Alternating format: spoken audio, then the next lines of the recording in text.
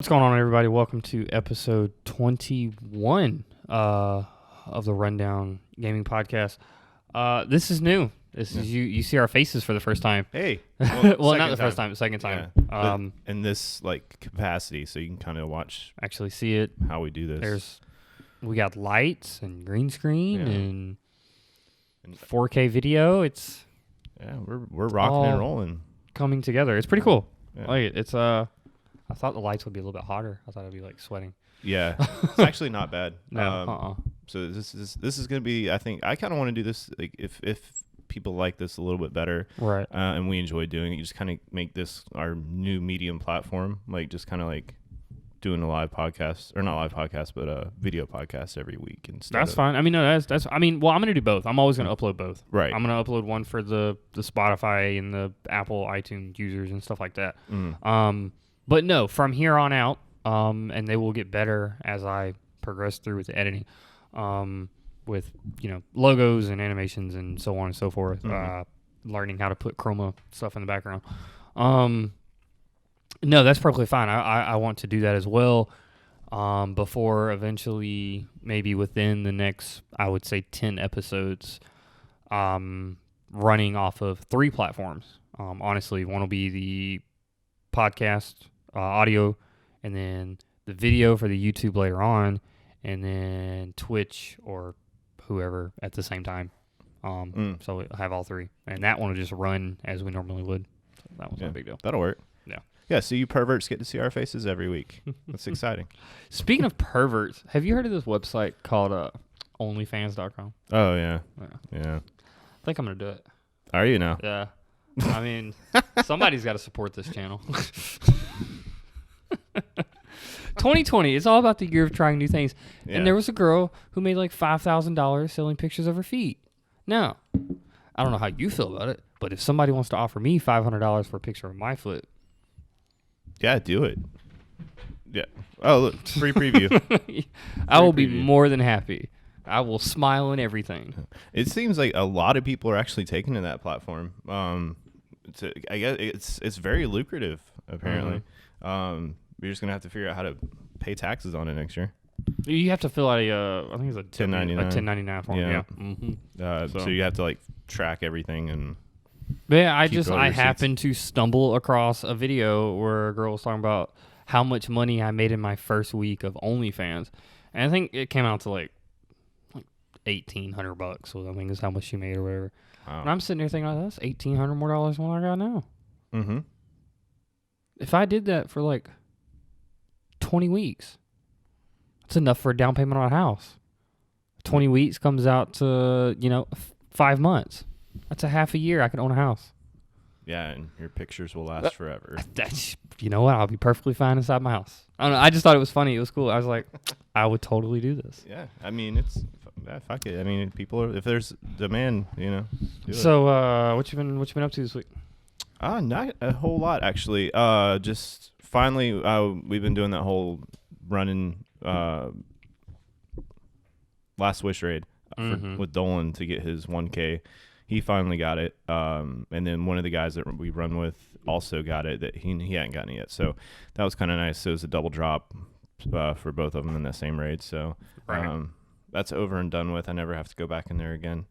I played a little bit of BioShock 1, and then a little bit of Infinite, and then I played the Firewall 0 Hour game. Do you have the gun? No, and that is like the hardest shit ever because you don't have the gun. Right. Okay. Because you can still use you have to use the actual the regular controller, and so you're sitting there and you're like looking around, but then you have to aim with the controller, so you're like this and it's I don't know. So the controller's your aim. Okay, I see what you're saying now. And it's the handheld controller, not the joy stick control. Okay. Right. Yeah. Just like the normal PS4 controller. The game's actually really cool. I think games like that one. I think the other one was like Blood and Truth. Those are some very popular. I don't know if you want to say first-person shooter style VR games. Yeah. I mean, VR's VR, I guess. Like, yeah, right. You know, I mean, there are a few where it's like it's more of an interactive thing, and it's more instead of being a person. But yeah, it's pretty cool. This was a solid lineup this month as far as game releases for PS Plus. Like, really. Yeah, it was. I mean, I think you could have done a little bit better than The Sims. You know. Yeah, but I'm just saying, like, for what you get for free, that's right. Yeah, 5 games this month, like that. Sims 4, 3 of the BioShocks, and then you're right. 100%. Yeah. What about you? What have you been jamming out on? I participated in the Terminator. Right. Oh, yeah. Did you finish the whole thing, or? I was so mad. I got all the way to reward 19. I didn't get reward 20 and 21, I believe, were the last 2 rewards I didn't get. And it's that event's over now, right? It is over, yeah. But no, it was cool. It was fun. It was definitely a little take on it. There was a nice little storyline to it. It was definitely freaking different. So I thought it was cool. But for them to be able to actually get the rights to do something like that, I thought that was super cool. Yeah, well, I think because they did it a little bit, like, they obviously couldn't get the Arnold Schwarzenegger rights or the likeness, right? So the guy was very, I don't know, like every NPC ever. He was just a really buff. Tried to look like it, if anything, but it was super cool. I enjoyed it. They were hard to kill, that's for sure. Yeah, so you tried it as well? Yeah, I all I did was, like, I did that first mission where, like, you're in the building with the girl, and then he shows up, and then you run. Yep. Okay, so you did that part. Yeah, and then that was it. That was it. Okay, so and then what would happen is you would go and you would, just like any other Terminator, she was from the future. You go back to your cave, you talk to her. Apparently she's supposed to either vanish or die or something like that, and then you get back to the cave and she's like, no, they're still out there, I'm still here. So of course you would have a bunch of different ones. You would go to this place and then they would be there, and then, like, the big bosses would be there, but then you'd have a bunch of mini ones that you would have to kill on top of it. So it was super cool. I enjoyed it. I'm actually enjoying the game fairly well. But speaking of Ubisoft, we actually do have their earnings call for their fiscal year, is finally out. But other than that, that was really it. Buddy Devontae, Jared, and Adrian came over, helped me get some audio stuff fixed on my computer for me. But other than that was it. I'm just chilling. I'm not really doing a whole lot. Trying to learn about this Premiere Pro. I'm gonna go take some pictures tomorrow. Oh, okay. What do you? What's the photo session lined up? So there is a naval yard down the road, and we're gonna go take some pictures. That'd be cool. Yeah, it will be cool. Let's hope I don't get arrested. Kind of. Well, you can do like that really cool, like what's that, Sophia or whatever, that brownish tint. Yeah, that might look kind of cool. With so it's supposed to be haunted. So we're gonna go down there tomorrow and sneak in and see if we can get some pictures. All right. Well, you got my number. Just call me and I'll find someone to come bail you out. Well, no, that's what I told Michelle. I was like, it's better to ask for forgiveness and permission, and thank goodness we already got our state in, so we'll be all right. We'll see what happens. So no, and well, the reason I want to do it right now is because they're tearing them down and turning them into offices. Really? Yeah. So I want to try and get in there like as quick as I can, get it and get out. Yeah. But other than that, man, that's it.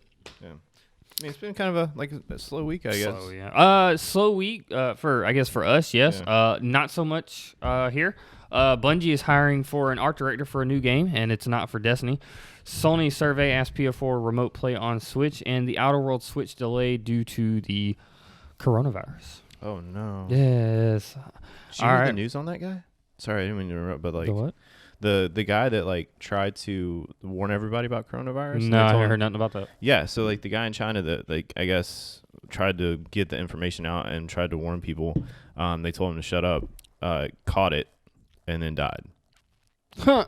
So that's fucked up. Yeah, that's what happens. All right, number one, Bungie's hiring for an art director for a new game, and it's not Destiny, by James O'Connor over at GameSpot. Bungie is currently advertising for a new position in its incubation art director, one who would oversee an art direction on the new IP. The job description outlines a game that sounds very different from previous Bungie titles like Destiny 2 and Halo. And as it quotes and says, "Are you on a mission to create games that bond players together into a deeply invested communities?" The description opens, "So far, so Destiny, but things change in the next lines. We would like you to work on something comedic with the lighthearted and whimsical characters. Bungie's haven't historically been particularly funny or whimsical. As the incubation art director, you will define a look at the new Bungie IP and work on all aspects of art to guide a prototype on the path to production." The description continues, "Most importantly, you will work with a fun and dedicated and passionate cross-discipline team devoted to making a new franchise of Bungie." A year ago, Bungie split from the publisher Activision, has more control over its own future and what it will develop than it has since before the release of the original Halo in 2001. The job is asking for a candidate with serious credentials. Two, they must have at least 5 years of games art production and experience, including experience in art leadership role, as well as a proven track record of delivering clear and consistent visual feedback that elevates other artists' work. It's not too much of a surprise to see Bungie expanding beyond Destiny. Back in June 2018, a partnership with the Chinese company NetEase saw Bungie had been given $100 million to develop a non-Destiny game. What do you think?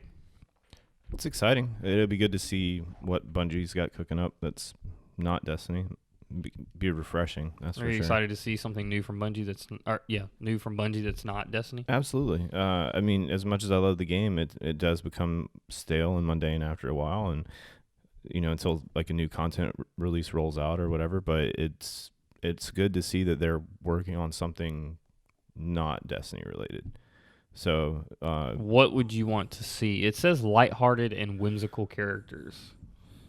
I mean, it sounds like it might be like I don't know, like maybe like a platformer or like a puzzle jumper thing. I don't know. Like, there's no telling, man. Mm-hmm. Nowadays, everything's all over the place. So, I mean, there's 100 different things it could be. But, I mean, I'd like for it to be something maybe just like linear, maybe story-driven. Like, not so much like Halo or...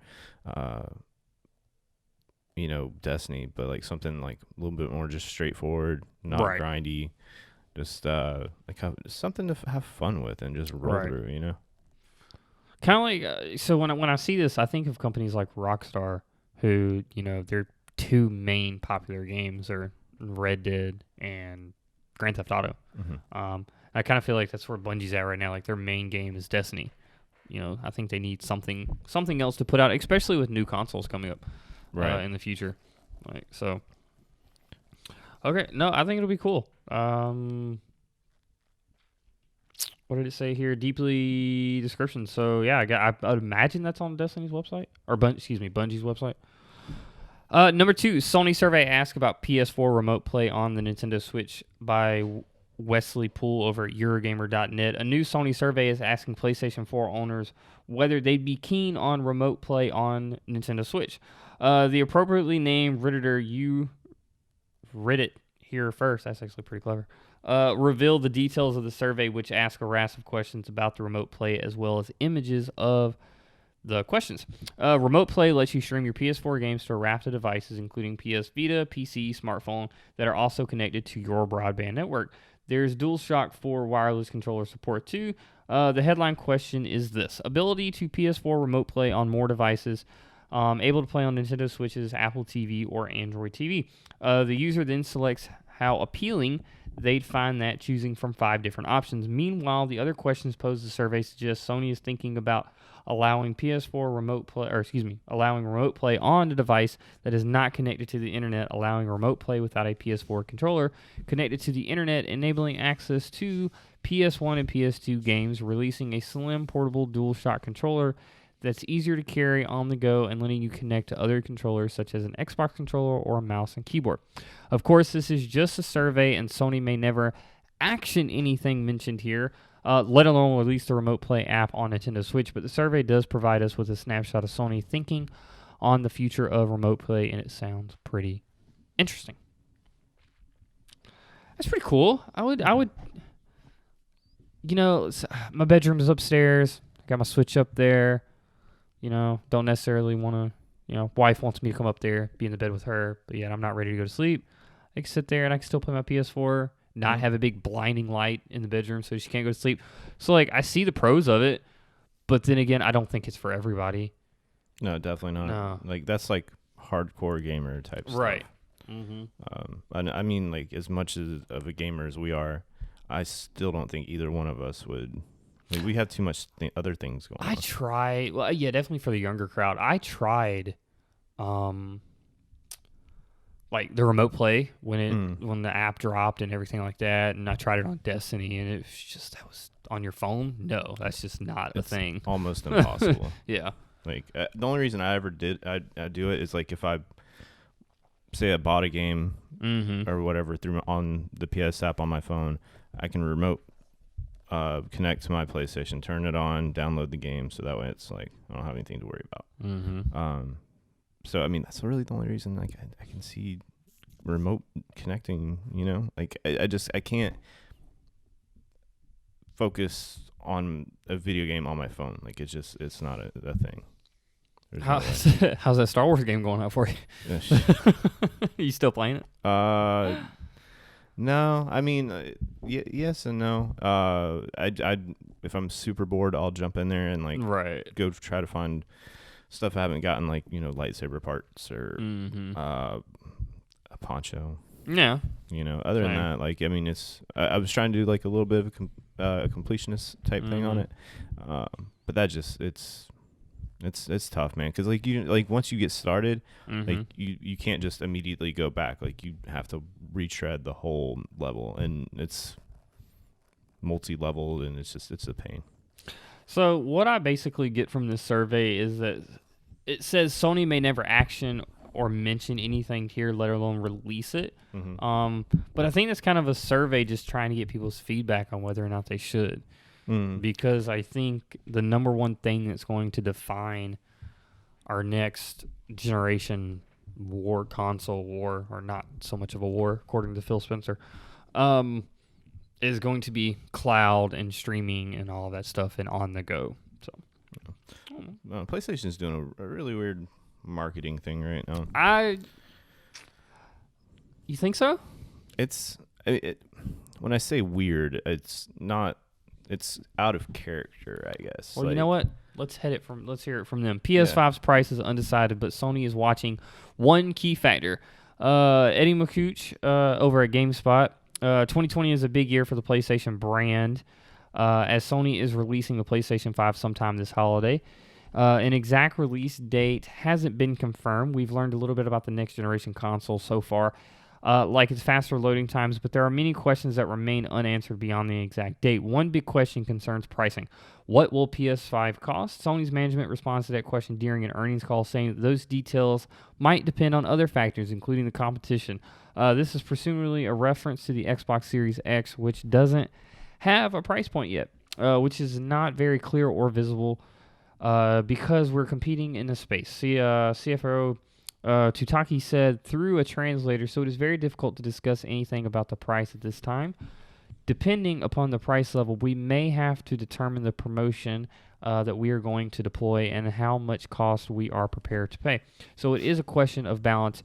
It is difficult to speak concretely about the PS5 pricing at this stage, Tutaki said, but fans and investors can be sure that Sony will choose an optimal approach. For comparison, the PS4 launched in 2013 at $400 US, while the Xbox One, which included a Kinect with every console, debuted the same year at a $500 US price difference.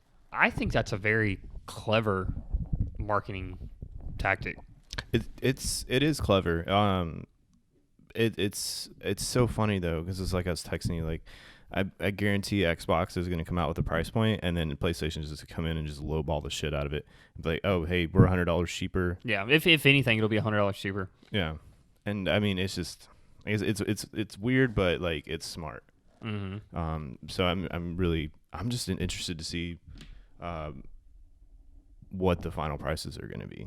Well, see, I'm thinking that we're going to get all of that at one time. I think they're waiting to figure out what their price point is, and then once they figure out what Xbox or Microsoft's price point is for it, then they're going to be able to just come out and show us everything at one time, unlike Microsoft showing us the console and then they'll show us the price, and then maybe they'll show us the actual release date. Sony's just going to wait for it all to appear at one time, and then they're gonna drop you a price, a release date, and a visual all at the same time. Which I think it's amazing. I think it's a great business tactic. I love it. Yeah, it's I'm very excited for this console, but I just wanted to be at an affordable price point. You sound concerned about the PS5. I mean, I'm excited for it, but like I said, I mean, we haven't seen the housing. Like, I mean, we've seen like very minimal footage of like stuff that's supposed to be on PS5. Right. I mean, it's been mostly, load times has been their biggest topic right now, which is a big thing. Like, nobody wants to sit there and look at a loading screen for 5 minutes. No, you're right. And then they had like that new what was that game? I can't remember what it's called now. It's like a new hacker slasher looter type thing, but they showed like some like apparently like gameplay footage of it, and it was on PS5, and I was like, it's potato cam, so I can't really tell if the graphics are any better or not. Right. But, it does it looks to be a very good console, but we haven't seen anything. That's the problem. Right. And that's the only concern I have. But other than that, we just have to wait and see, and hopefully get some more information from their next state of play, which I'm not sure when that is. All right. Some sad news. Number 4, Dan Houser is leaving Rockstar Games, by Julie Muncie, over at Wired.com. Rockstar Games, one of the most significant entities in the history of video games industry, was founded in 1998 by Dan and Sam Houser, who have since run the company while maintaining deep creative involvement in each of the studio's flagship titles. This week's Rockstar parent companies Take-Two Interactive revealed in a filing with Securities and Exchange Commissions that Dan Houser will be leaving his role as head of the creative at the company, ending a tenure that's lasted more than 20 years. A short statement in the filing notes that this is the last day will be March 11th, and that the company is extremely grateful for his contributions. Instrumental in some of the most beloved and hated games in history, including Grand Theft Auto titles. Houser is credited as a writer on nearly all of Rockstar's titles. One of the most recent creations was Red Dead Redemption 2, a massive and sprawling game that, as he once told New York Magazine, required employees to work 100-hour weeks to complete. As our Technica reports, Take-Two stocks have taken a dip since the news hit, suggesting doubt amongst investors what Rockstar will look like going forward. It's kind of hard to speculate on something like this when you don't really have all the details, because at this point it could be anything. It could be creative differences. I mean, 20 years is a long time to maybe butt heads one too many times. I mean, he could just be done, he'd just be done. He'd be tired. He's 9 times out of 10, a lot of jobs after 20 years, you're done. You can file for retirement. Whether it's a police officer or the military or so on and so forth. He's put in his time. Maybe he just wants to retire, go live out on Cocoa Beach somewhere. So yeah. I mean, he's put out some of the most memorable games over the last 20 years, and I mean, it's sad to see him go, but I feel like he's left enough of an impression at Rockstar for them to kind of keep going in the same direction as they have been, which has been very successful.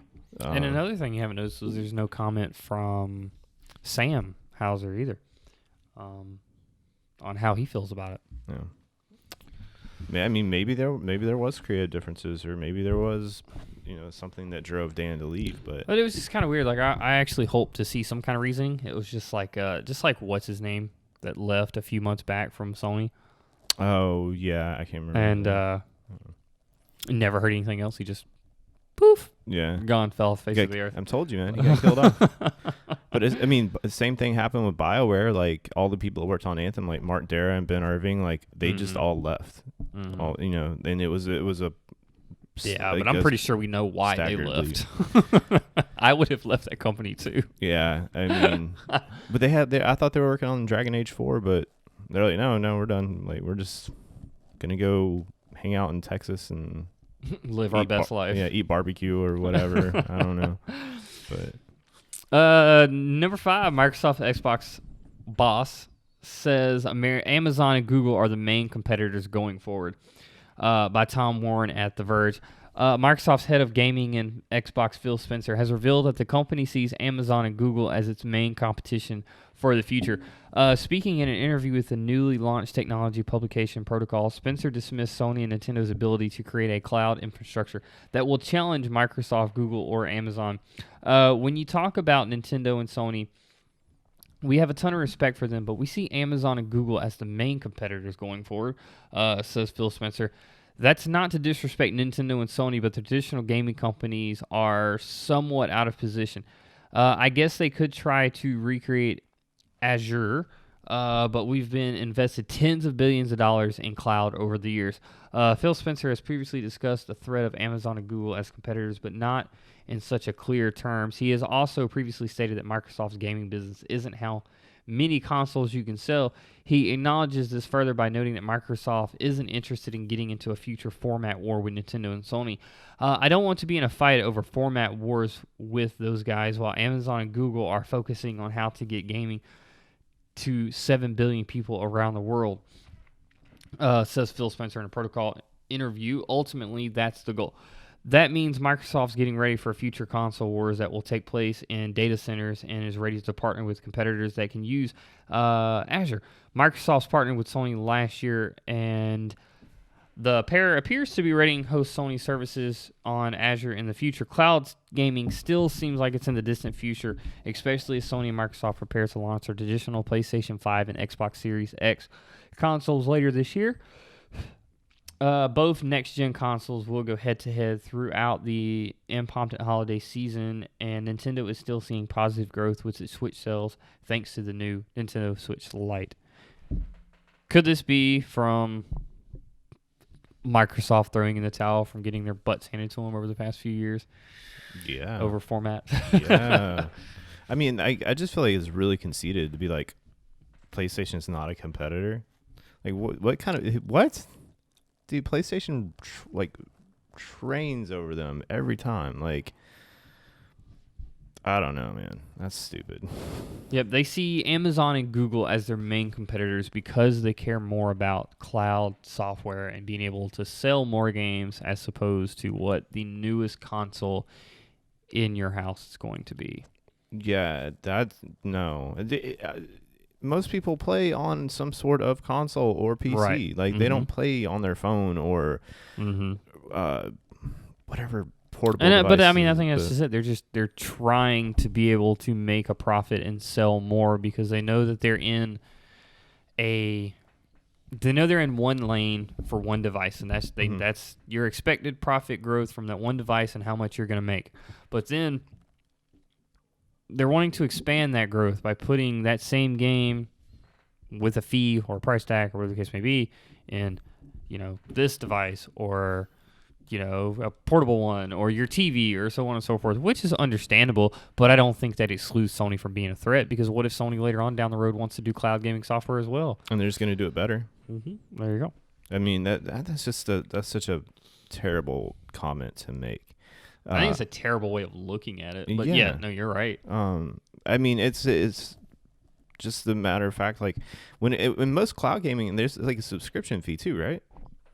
Yeah. Yeah. Mm-hmm. So like, who wants to keep paying to play their games every month? Mm-hmm. Like, that's the most ignorant shit I've ever heard.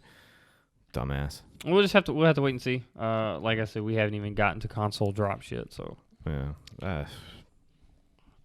Number 6, the Outer Worlds Switch release delayed to the coronavirus outbreak by Eddie McCuch over at GameSpot. The Outer Worlds from the Nintendo Switch has been delayed due to the coronavirus outbreak.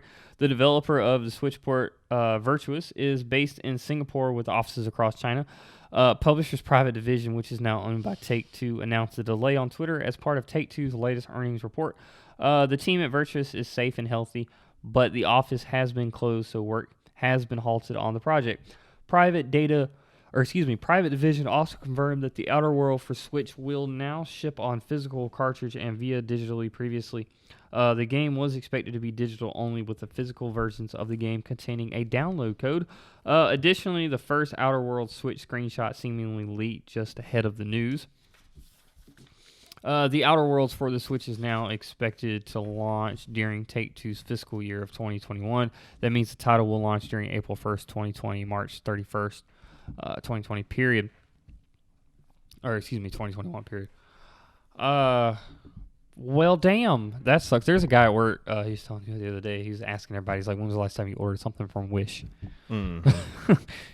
Or if you've seen the memes online, you know, don't pop the pop wrapping bubbles. Oh, because it's filled with China air? It's filled with China air. I think with so much of our jobs and so much of, you know, distribution coming from over there that it's not surprising. It was just a matter of time. You know, it's something, it'll pass over the next year. You know. Oh, hopefully. I don't know. Yeah. They keep getting case after case, and there's a lot of that's in the States now, too. So. But then this also reminds me of what I was talking about last week when I asked you, I said, what if you had a whole year where you just didn't get anything? You know, everybody just took a break. And now, like I said, with most of our distribution coming from China, it may be possible. Yeah, well, I guess we'll see.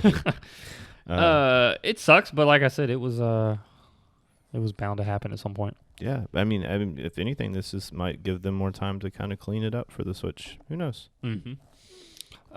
Number 7, Ubisoft's quarterly revenues are down 26%. Roughly, quarter 3 results still beat forecasts as publisher points to a full slate of for next fiscal year by Brandon Sinclair over at GameIndustry.biz. Ubisoft today reported financial results for its third fiscal quarter showing steep year-over-year sales decline, but managed to beat the downbeat forecast provided after delaying 3 major titles at the same time. Same time last October. For the 3 months ended December 31st, 2019, Ubisoft reported a $416.2 million, or in American dollars, this could be $456.86 million in revenue, down 26%. Year over year. Net books were down 25% to about $500 million, but still surpassed the $450 million guidance Ubisoft had provided in its previous earnings. Although current fiscal years is well below our initial expectations, the third fiscal quarter saw an excellent performance from several titles in our back catalog, particularly Rainbow Six's Siege, Assassin's Creed Odyssey, The Crew 2, and Mario plus Rabbids Kingdom Battle, which I had no idea was by now. From the release of Just Dance 2020, which is back on the growth track, Ubisoft CEO said in a statement accompanying the numbers, excuse me, emphasizes the metrics for active players spending on its existing consoles and PC games haven't wavered through. Only specific metrics they offered was Rainbow Six reaching 5 million registered players, and offered hope that its stable, successful games will be added before long. We have involved our organizational structure in recent months in order to strengthen our focus on high potential titles, as we're very excited about the idea of releasing 5 new AAA games in 2020, 2021.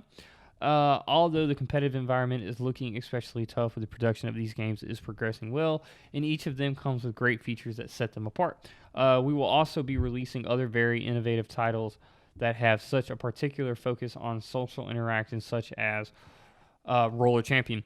Despite beating its booking forecast for the third quarter, Ubisoft stood by its previous full-year expectations. For the fourth quarter on its own, Ubisoft is expecting net bookings around $365.53 million, which would represent 50% year-over-year decline. I'm not surprised. How come? Oh, I don't know. All the flops they've had in the last 2 years. Ghost Recon. Yeah, Ghost Recon definitely didn't do as well as they wanted to. Watch Dogs definitely didn't do as well as Watch Dogs 2 didn't do as well as they wanted. Division 2. Division 2 especially did not do as well as what they wanted to. With all the games that they do have coming out next year, first let me ask this question.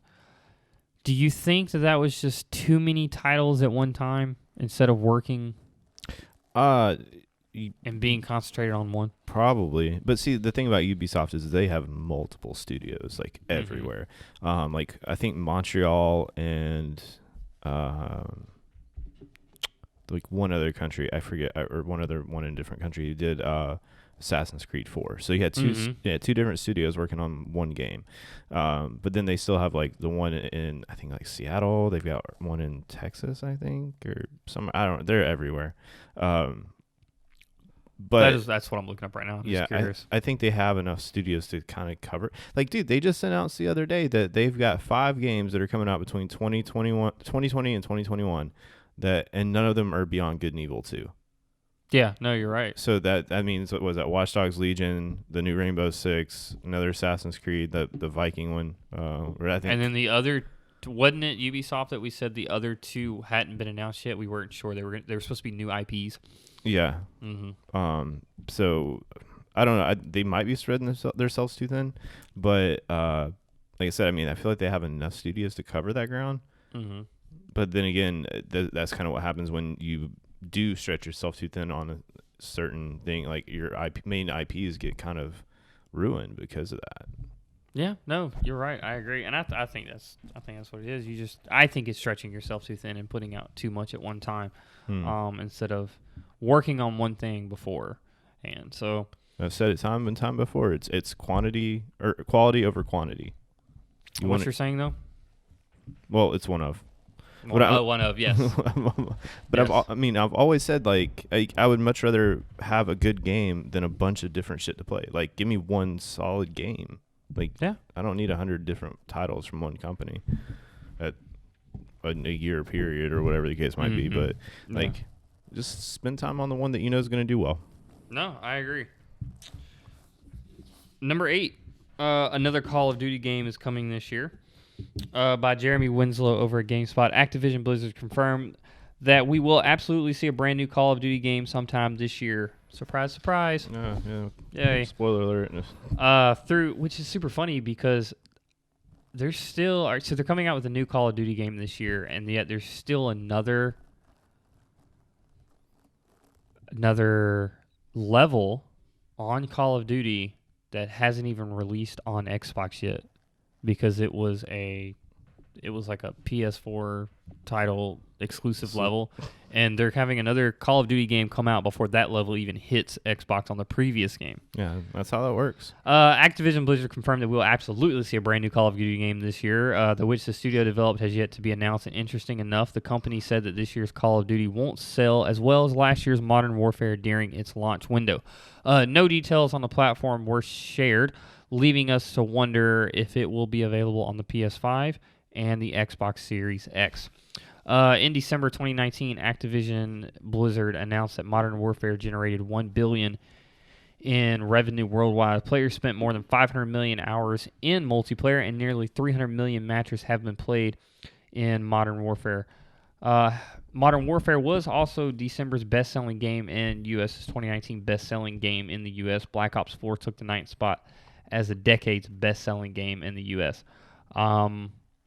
So I guess my first question is, because like we said, we're not surprised.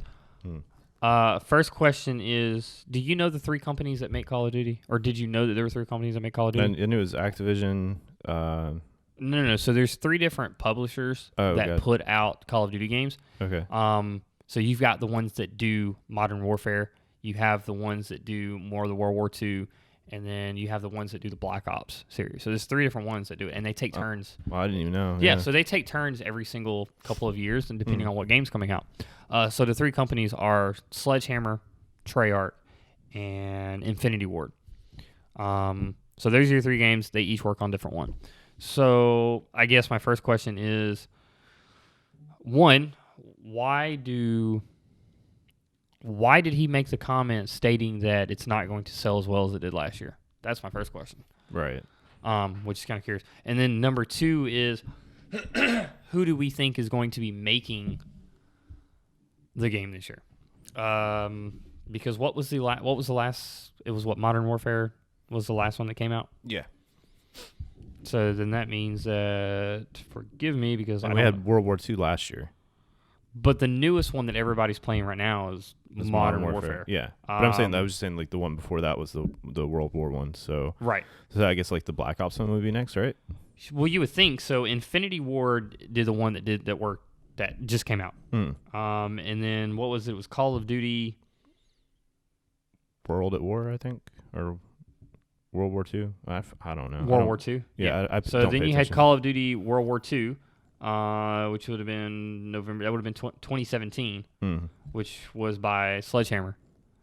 So maybe Treyarch, I'm guessing.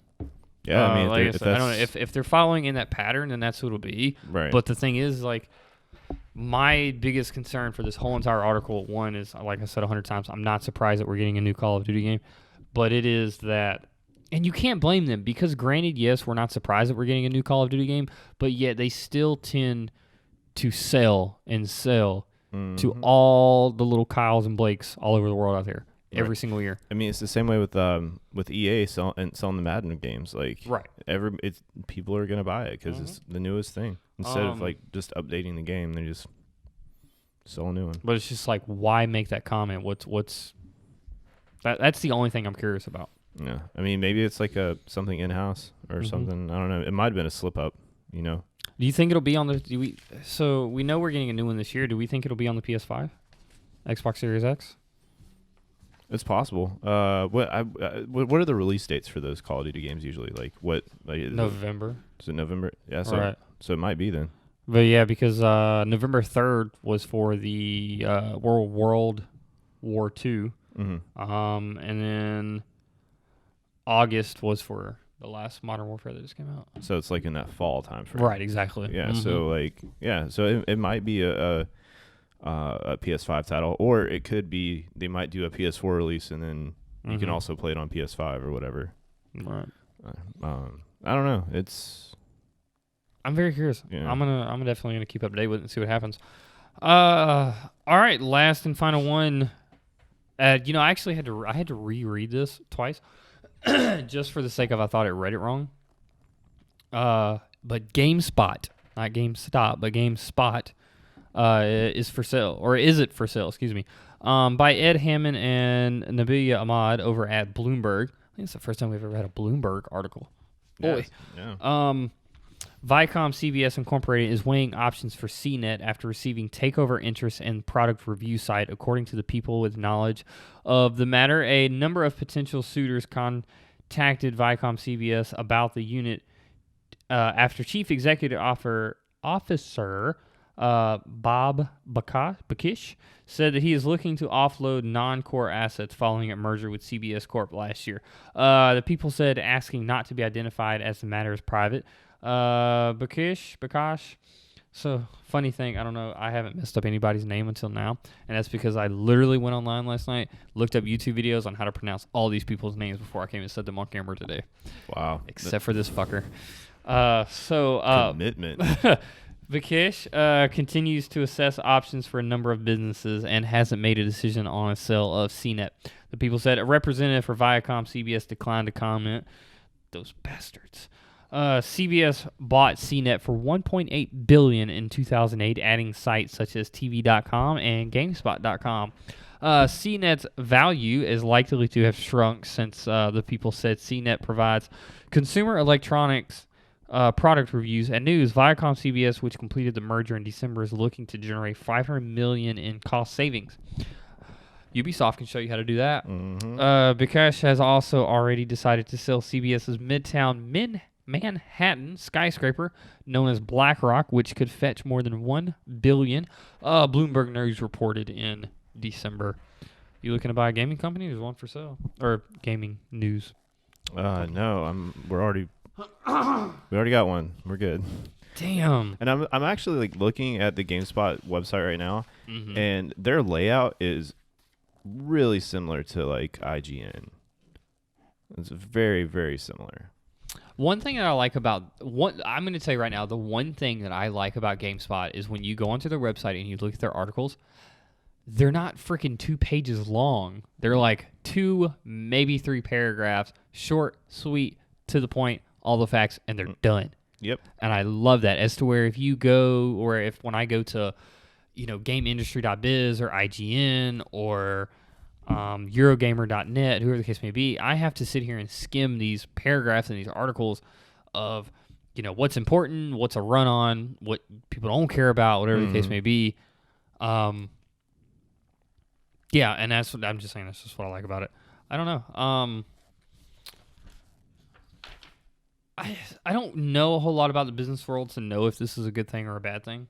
But I just thought it was interesting that someone as well known as they are, is for sale. Yeah, I mean, the entire gaming industry is changing up.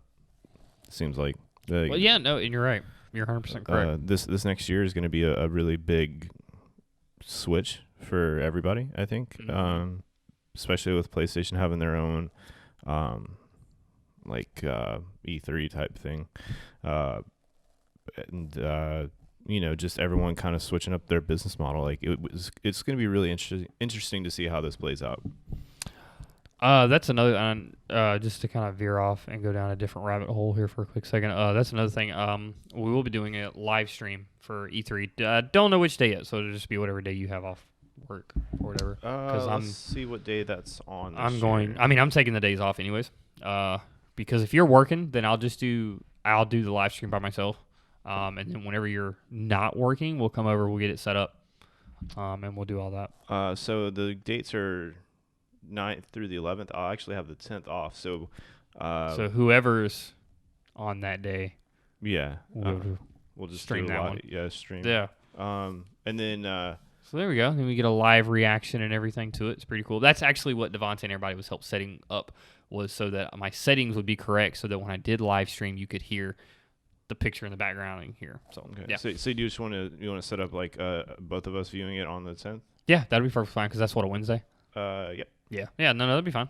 All right, cool. So stay tuned for that. Mark your calendars. Live reaction. That'd be pretty cool. First live streaming. Yeah. Still waiting on those taxes to come in so I can get a laptop. Call it a day. Yeah. They're starting to come back soon, man. Like mine's already back. So. Yeah, but IRS has already informed us that with the fact that we have the child tax credit, those don't ship till the beginning of March. Oh. Yes. Well, I mean. Oh, and this is a longer February this year too. It's a leap year, right? I get fucking leap year this year. Fuck a leap year. You know what I miss? I miss not being able to drink. You miss not being able to drink? Mm-hmm. Yeah. So I had one the other night. Messed me up. Oh yeah. Yeah. Damn. Tell me. So what type of background? We gonna use the Windows? Do we have the Windows one here? Windows or like the solitaire thing when you win. Like where it just like does like the little. Oh my God! You can give somebody a seizure. Yeah. That was very. It was. I remember back in the day, like I would try so hard to win just because that was so satisfying. Mm-hmm. Yeah, you don't really get it that much anymore. Like on. I mean, who really plays solitaire other than like 80-year-olds? Yeah. Do you really? Yeah, I didn't know that. Yeah, like when it's slow at work, like I'll jam out on some solitaire or whatever. Oh wow. I'm more of a Bejeweled kind of guy. Yeah, I mean, I can see it. Maybe some mahjong. Mahjong. Yeah. Yeah. Speaking of mahjong, I'm just gonna throw this out there real quick before we get out of here. I've been really interested in these videos that I'm seeing pop up on YouTube of people who walk around China, or they'll walk around like nail salons or something like that, and they'll act like they don't speak Chinese, but then they actually do speak Chinese, and then the reaction on their face when they find out that they do speak, Mandarin or whatever the case may be. Super fucking funny. I found that's pretty great. Yeah. All right. Well, until next week, we will see you time. Let us know too what you think about this, and if you want us to keep doing it. I don't give a fuck. I'm keeping recording. Yeah. So just keep let us know if you want to keep seeing us every week, and then we'll obviously keep doing it if the demand's there. And if you're tired of looking at us already, then also let us know, and we won't just leave a big old dislike. Yeah, we will stop doing it. And Michael's feet pics are for sale on OnlyFans.com. Just saying. Yes. See you next week. It's Boy Bliss on OnlyFans.com. I wasn't joking.